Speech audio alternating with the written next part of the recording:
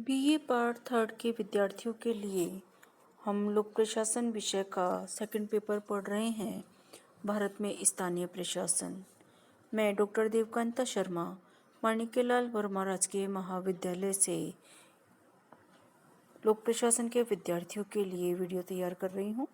हम लोकतांत्रिक विकेंद्रीकरण पढ़ रहे हैं। हमने लोकतांत्रिक विकेंद्रीकरण की अवधारणा को पिछले वीडियो में समझा, जहाँ हमने इसकी परिभाषा समझी, इसका अर्थ समझा। हमने भारत में लोकतांत्रिक विकेंद्रीकरण की यात्रा का एक संक्षिप्त परिचय प्राप्त किया, जिसके अंतर्गत हमने सामुदायिक विकास कार्यक्रम पे बात की और सामुदायिक विकास कार्यक्रम पर बात करने के उपरांत हमने बलवंत राय मेहता समिति की संरचना के बारे में, बलवंत राय मेहता समिति की रिकमेंडेशंस के बारे में, अनुशंसा के बारे में अध्ययन किया। आज हम इसी की निरंतरता में पढ़ रहे हैं कि भारत में लोकतांत्रिक विकेंद्रीकरण की विशेषताएं क्या है। भारत में लोकतांत्रिक विकेंद्रीकरण की जब बात की जाती है तो इसमें हमें गांधी जी और नेहरू जी को याद रखना चाहिए। गांधी जी का स्वप्न था कि भारत में शासन करने की शक्ति ग्रामीण तक या अंतिम जन तक पहुंचे। नेहरू जी ने लोकतांत्रिक विकेंद्रीकरण के लिए बहुत प्रयास किया और बहुत स्पष्ट दृष्टिकोण था नेहरू जी का। नेहरू जी का कहना था कि लोकतंत्र का अर्थ केवल राजनीतिक या आर्थिक ही नहीं है, वरन ये मानसिक भी है। अर्थात लोकतंत्र में प्रत्येक नागरिक को राजनीतिक समस्याओं के समाधान का एक मानसिक दृष्टिकोण होता है, और ये जो मानसिक दृष्टिकोण है, यही लोकतांत्रिक व्यवस्था को मजबूत करता है। तो भारत में हम देखें कि इस लोकतांत्रिक व्यवस्था को मजबूत करने के लिए जिस लोकतांत्रिक विकेंद्रीकरण की अनुशंसा बलवंत राय मेहता समिति ने की और बाद में उस पर अशोक मेहता समिति ने भी अपनी राय दी। बलवंत राय मेहता समिति ने त्रिस्तरीय पंचायती राज के ढांचे की अनुशंसा की थी और उस अनुशंसा को मानते हुए राजस्थान के नागौर जिले में पंचायती राज का शुभारंभ कर दिया गया था। अशोक मेहता समिति ने त्रिस्तरीय पंचायती राज के स्थान पर दो स्तरीय पंचायती राज व्यवस्था की अनुशंसा की थी। तो आज हम जिस लोकतांत्रिक विकेंद्रीकरण की विशेषताओं का अध्ययन कर रहे हैं, इसमें पहली विशेषता है कि लोकतांत्रिक विकेंद्रीकरण में शक्तियों का विकेंद्रीकरण होता है। अर्थात शासन करने की जो शक्तियां हैं वह केवल केंद्र सरकार के पास नहीं होती, केवल राज्य सरकार के पास नहीं होती, वरन लोकतांत्रिक विकेंद्रीकरण में शासन करने की शक्तियां जिला स्तर पर, खंड स्तर पर और उसके बाद ग्राम स्तर तक विभाजित होती है। तो शक्तियों का जो ये स्थानांतरण है, ये केंद्र से ग्रामीण स्तर तक प्रभावित होता है और ये शक्तियों के विकेंद्रीकरण से ही लोकतांत्रिक विकेंद्रीकरण पुष्ट होता है। लोकतांत्रिक विकेंद्रीकरण की अगली विशेषता है स्थानीय प्रतिनिधियों द्वारा शक्तियों का प्रयोग। जब लोकतांत्रिक विकेंद्रीकरण होगा तो ग्रामीण स्थानीय स्तर पर जनप्रतिनिधियों को के द्वारा, जो जनता के द्वारा निर्वाचित होते हैं, उन जनप्रतिनिधियों के द्वारा अपनी शक्तियों का प्रयोग किया जाएगा और ये स्थानीय जनप्रतिनिधि शक्तियों का प्रयोग करके गांव का विकास करेंगे, गांव के उत्थान के लिए योजनाएं बनाएंगे और उनको क्रियान्वित करेंगे। अर्थात लोकतांत्रिक विकेंद्रीकरण जब होता है तो शक्तियों का प्रयोग राज्य के प्रतिनिधियों के द्वारा या संघ के प्रतिनिधियों के द्वारा स्थानीय स्तर पर नहीं किया जाता। स्थानीय स्तर पर शक्तियों का प्रयोग स्थानीय जनता द्वारा निर्वाचित प्रतिनिधियों के माध्यम से ही किया जाता है। इसलिए हम कहते हैं कि लोकतांत्रिक विकेंद्रीकरण की विशेषता है कि स्थानीय जनप्रतिनिधियों द्वारा शक्तियों का प्रयोग किया जाएगा। लोकतांत्रिक विकेंद्रीकरण में जन सहभागिता अनिवार्य रूप से होगी। जन सहभागिता किसी भी लोकतांत्रिक व्यवस्था के लिए अनिवार्य है। बिना जन सहभागिता के कोई लोकतांत्रिक व्यवस्था सफल नहीं हो सकती। किंतु लोकतांत्रिक विकेंद्रीकरण में ये जन सहभागिता व्यापक हो जाती है। भारत में स्थानीय मामलों के प्रबंध में जनता की भागीदारी सुनिश्चित करने का प्रयत्न लोकतांत्रिक विकेंद्रीकरण के माध्यम से किया जाता है। ग्राम सभा है या कुछ ऐसी समितियां हैं जिनमें जनता सक्रिय रूप से भाग लेती है और जनता स्थानीय स्तर के मुद्दों पर व्यापक विचार विमर्श करती है, अपनी राय देती है। तो जनता जब अपनी राय दे रही है, सक्रिय रूप से भागीदारी निभा रही है, तो ये जो पब्लिक पार्टिसिपेशन है, जनता की जो भागीदारी है, ये विस्तृत हो जाती है। और यही तो लोकतांत्रिक विकेंद्रीकरण का उद्देश्य है कि ज़्यादा से ज़्यादा जनता को प्रशासनिक कार्यों में या लोकतांत्रिक गतिविधियों में शामिल किया जाए। और लोकतांत्रिक विकेंद्रीकरण की एक और विशेषता कि स्थानीय निकायों को स्वायत्तता प्राप्त होती है। भारत में लगभग सभी राज्यों में जनता द्वारा चुने हुए प्रतिनिधियों के द्वारा शासन चलाया जाता है। और ये जो जनता के प्रतिनिधि हैं, ये जो निर्वाचित स्थानीय निकायों के प्रतिनिधि हैं, इनके द्वारा स्वतंत्र रूप से कार्यों का निष्पादन किया जाता है। और ये जो निर्णय लेते हैं स्थानीय प्रतिनिधि, स्थानीय निकाय, ये अपने निर्णयों को क्रियान्वित करते हैं और इसके लिए इन्हें वित्तीय स्वायत्तता प्रदान की जाती है। जब स्थानीय स्तर पर निर्णय लेने का, निर्णयों को क्रियान्वित करने का और वित्तीय सहायता के लिए कार्य करने के लिए वित्तीय स्वायत्तता प्राप्त है, तो हम कह सकते हैं कि लोकतांत्रिक विकेंद्रीकरण में स्थानीय निकायों को स्वायत्तता प्राप्त है। यदि आप रेगुलर वीडियोस को देख रहे हैं तो आपने ध्यान दिया होगा कि कुछ समय पहले हमने नगरीय स्थानीय संस्थाओं की स्वायत्तता की बात की थी।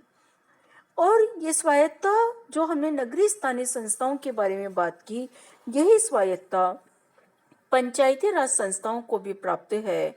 और लोकतांत्रिक विकेंद्रीकरण के लिए जरूरी है कि पंचायती राज संस्थाओं को स्वायत्तता मिले।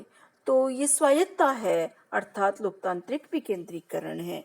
तो लोकतांत्रिक विकेंद्रीकरण की ये महत्वपूर्ण विशेषता हुई। इस बात को, लोकतांत्रिक विकेंद्रीकरण के बिंदु को आगे बढ़ाते हुए हम देखते हैं कि हमारे देश में लोकतांत्रिक विकेंद्रीकरण या आप कह लीजिए पंचायती राज की समस्याएं क्या हैं। हमने लोकतांत्रिक विकेंद्रीकरण की अवधारणा को समझा, हमने इसकी विशेषता को समझा। अब हमें ये समझना जरूरी है कि हमारे देश में पंचायती राज की समस्या क्या है। आप जो विद्यार्थी ग्रामीण समाज से जुड़े हुए हैं और थोड़े जागरूक हैं, रुचि लेते हैं अपने गांव की राजनीति में, चुनाव में, व्यवस्था में, वो पहले प्रकार जानते हैं कि हमारे यहाँ पंचायती राज की समस्याएं क्या है। फिर भी अपने पाठ्यक्रम के दृष्टिकोण से हमें अलग से ही समझ लेना चाहिए बिंदुवार कि हमारे देश में पंचायती राज की समस्याएं क्या है। सबसे बड़ी समस्या जो हमारे देश में है वो है राजनीतिक चेतना का अभाव। हमारे यहाँ भारत में ग्रामीण जनमानस में सामान्यतः राजनीतिक चेतना का अभाव पाया जाता है।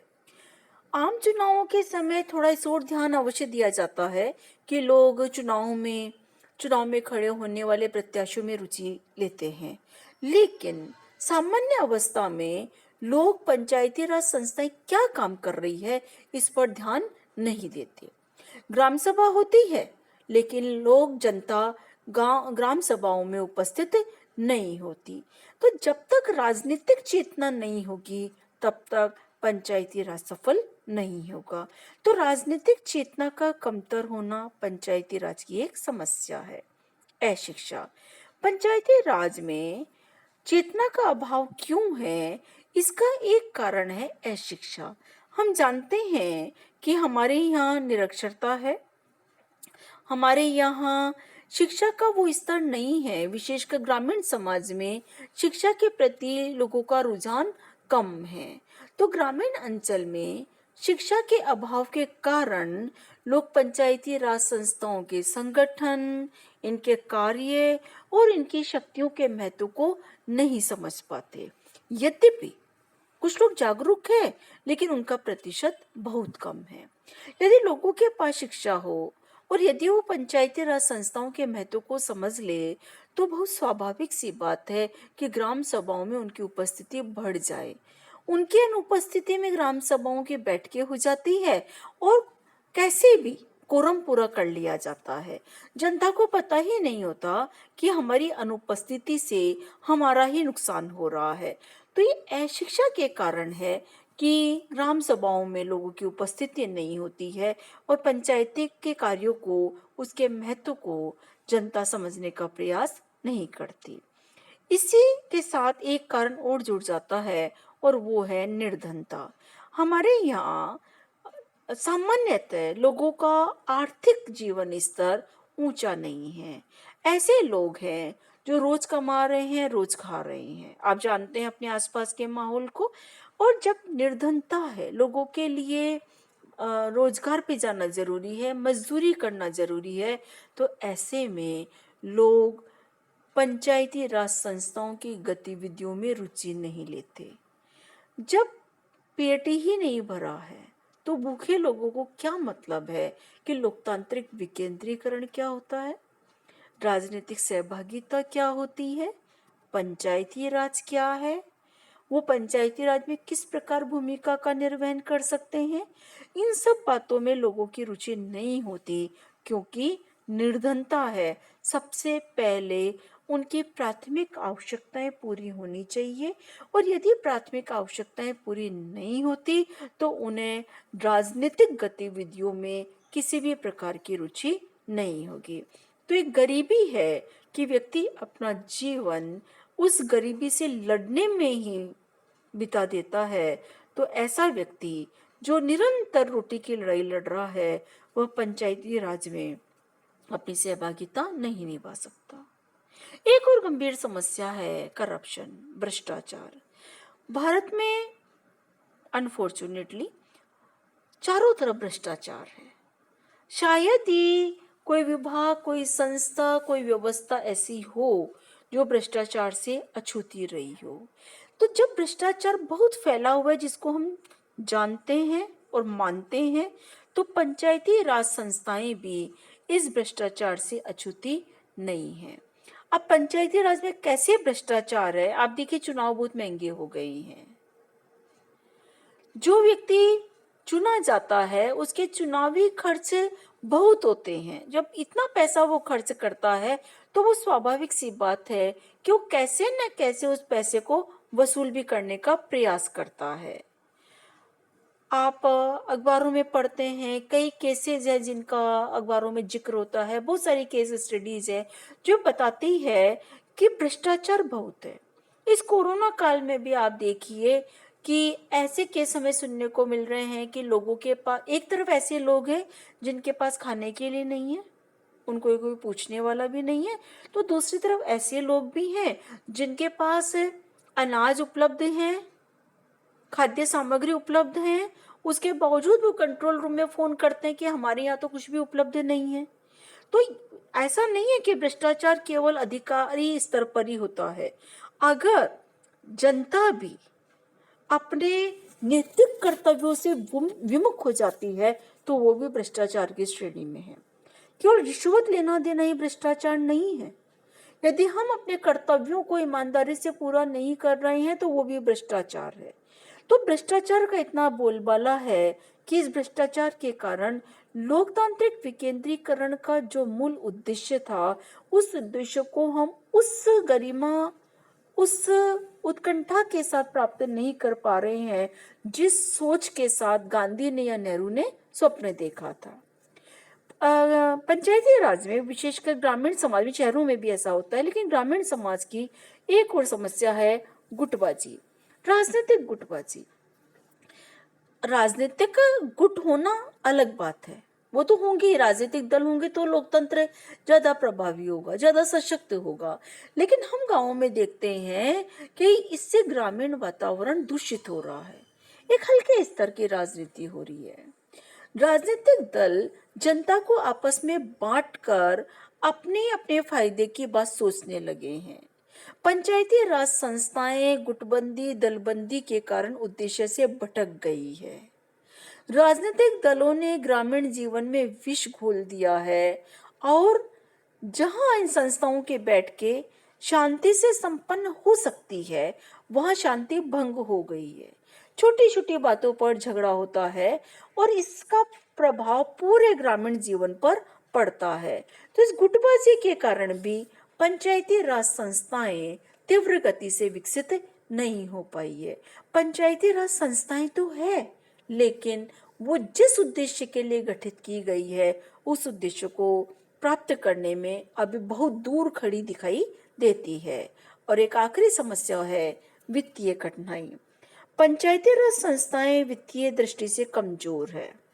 इनके पास जो वित्तीय स्रोत है वो अपर्याप्त है और जिसके कारण जो इनकी आवश्यकताएं हैं वो आवश्यकताएं पूरी नहीं हो पाती। हम इस बात को अच्छी तरह जानते हैं कि प्रशासन का सफल होना काफी हद तक वित्तीय व्यवस्था पर भी निर्भर करता है।